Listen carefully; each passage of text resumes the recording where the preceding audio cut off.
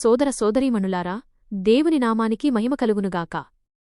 ఈ ఉదయకాల ఆరాధనలో మనమందరం కలిసి దేవుని వాక్యం నుండి మన ఆత్మలకు ఆశీర్వాదం పొందుదాం. ఈ రోజు మనం కీర్తనల గ్రంథం 14 నుండి 17 అధ్యాయాల వరకు ధ్యానం చేయబోతున్నాం. ఈ కీర్తనలను దేవుని దాసుడైన దావీదు తన జీవితంలో ఎదురైన కష్టాలు, సవాళ్లు మరియు దేవుని పట్ల తనకున్న సంపూర్ణ నమ్మకం నుండి రాశాడు. దైవభక్తి లేని సమాజంలో దైవభక్తిగల వ్యక్తి. కీర్తనలు 14 మరియు 17 మధ్య మనం ఒక దైవభక్తిగల వ్యక్తి దైవభక్తిలేని సమాజంలో ఎలా జీవించాలో చూస్తాం. కీర్తనలు 10 నుండి 13 వరకు అణచివేయబడిన భక్తుని గురించి మాట్లాడితే, ఈ కీర్తనలు అదే అంశాన్ని మరింత లోతుగా వివరిస్తున్నాయి. దేవుణ్ణి అంగీకరించని, ఆయన క్రియలను పట్టించుకోకుండా జీవించే సమాజంలో ఏం జరుగుతుందో కీర్తనకారుడు వివరిస్తున్నాడు. అలాంటి సమాజంలో పూర్తిగా దుర్నీతి రాజ్యమేలుతుంది. ఎందుకంటే మంచి చెడులను తీర్పు తీర్చే దేవుణ్ణి, ఆయన ప్రమాణాలను వారు తిరస్కరించారు.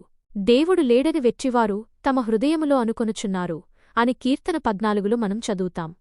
ఇలాంటి ప్రజలు తమ స్వార్థం కోసమే జీవిస్తూ పేదల పట్ల, అణచివేయబడిన వారి పట్ల ఎలాంటి శ్రద్ధ చూపించరు. కాని దేవుడు పేదల పక్షాన ఉంటాడు, అణిచివేయబడిన వారి పక్షాన నిలబడతాడు. చివరికి విజయం వారినే వరిస్తుంది. మనం దేవుని పక్షాన ఉన్నప్పుడు దేవుడు మన పక్షాన ఉంటాడు. దేవుని సన్నిధిలో ప్రవేశించడానికి అవసరాలు. కీర్తన 15లో కీర్తనకారుడు, యెహోవా, నీ గుడారములో అతిథిగా ఉండదగినవాడెవడు అని అడుగుతున్నాడు. దీనికి జవాబుగా మత విశ్వాసాలు, ఆచారాలు కాదు, కాని ఒక వ్యక్తి యొక్క నిజమైన స్వభావం మరియు నడవడిక ముఖ్యమని చెప్తున్నాడు. ఒక వ్యక్తి తన క్రియలలో నిజాయితీ కలిగి ఉండాలి, తన మాటలలో నమ్మకం ఉండాలి, ఇతరులను గురించి చెడుగా మాట్లాడకూడదు, అపనిందలు వేయకుండా క్రమశిక్షణతో ఉండాలి, మంచి చెడులను సరిగ్గా గుర్తించి తగిన తీర్పులు ఇవ్వగలగాలి, తాను బాధపడ్డా ఇతరులకు ఇచ్చిన మాటను నిలబెట్టుకోవాలి, ఉదారుడిగా, సహాయకారిగా ఉండాలి, పేదలను, అనాథలను తన స్వార్థానికి ఉపయోగించుకోకూడదు. ఇలాంటి గుణాలు గలవాడు దేవుని సన్నిధిలో నివసించగలడు. దేవుడిచ్చే రక్షణను పొంది నిత్యం సంతోషించగలడు. మరణం నుండి విడిపించి జీవంలోకి నడిపించే దేవుడు.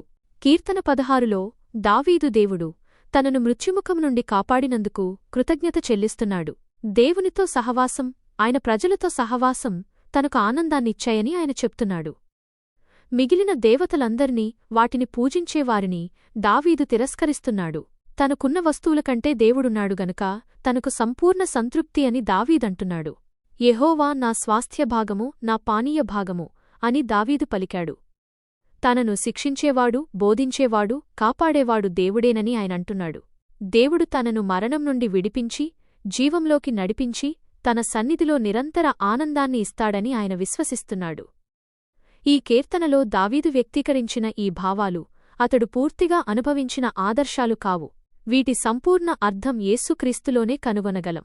అపోస్తలుల కార్యములు 2వ అధ్యాయము 25 నుండి 28 వరకు మరియు అపోస్తలుల కార్యములు 13వ అధ్యాయము 35 నుండి 37 వరకు. ఈ కీర్తన యేసుక్రీస్తుకు సంబంధించినదని మనం చూస్తాం. దుష్టుల నుండి విడుదలకై దావీదు ప్రార్థన. కీర్తన 17లో దావీదు సౌలు నుండి పారిపోతున్నప్పుడు ఈ ప్రార్థన చేసి ఉండవచ్చు. ఈ కీర్తనలో ఆయన తన నిర్దోషత్వాన్ని దేవునికి వివరిస్తున్నాడు. తన శత్రువుల నుండి తనను కాపాడమని దేవుణ్ణి అడుగుతున్నాడు. వారి దుర్మార్గాన్ని గురించి వివరించాడు. వారి కళ్లకు ముందు ఉన్నది కేవలం ఈ లోక సంపద మాత్రమే. దేవుని పట్ల వారికి ఎలాంటి భక్తి లేదు. వారిలో ఉన్న దుర్మార్గమైన దాహం వారిమీద, వారి సంతానం మీద కూడా తీర్పును పెంచుతుందని దావీదు చెప్తున్నాడు. దుష్టులకు ఎన్నటికీ నిజమైన సంతృప్తి ఉండదు. కాని దావీదు, నీతిని బట్టి నేను నీ ముఖదర్శనము చేసెదను, నేను మేలుకొన్నప్పుడు నీ పోలిక చూచి తృప్తిపడదను అని అంటున్నాడు. దేవుని అనుభవంలోనే తనకు సంపూర్ణ తృప్తి ఉందని కీర్తనకారుడు నమ్మాడు. మన జీవితాలలో కూడా ఈ లోకపు ఆశల కంటే దేవుని సాన్నిధ్యమే మనకు సంపూర్ణమైన ఆనందాన్ని, తృప్తినిస్తుంది. మనమందరం దావీదువలే దైవభక్తితో జీవించటానికి, దేవుని సన్నిధిని వెదకడానికి ప్రయాసపడదాం. ఆమెన్.